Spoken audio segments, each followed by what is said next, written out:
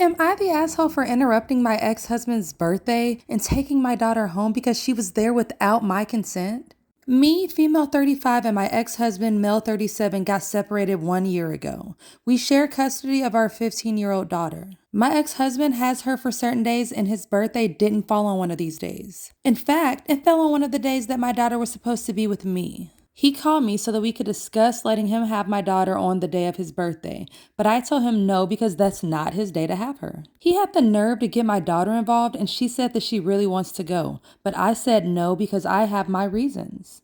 My ex-husband dropped it, but on the day of his birthday, I went to pick my daughter up from school, but I discovered that he came and took her straight to the restaurant where the party was taking place.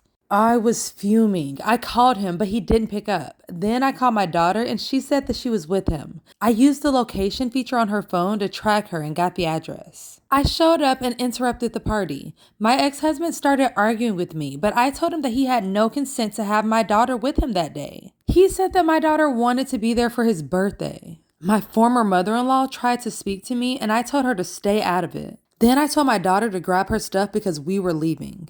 My ex-husband and his family unloaded on me, and I tried to ignore them and just leave, but my daughter was making it so difficult. Once I eventually managed to get her out of there, I took her home and grounded her for agreeing to leave school with her dad when it wasn't his day. Her dad called me yelling about how bitter and spiteful I was to deprive my daughter from attending his birthday.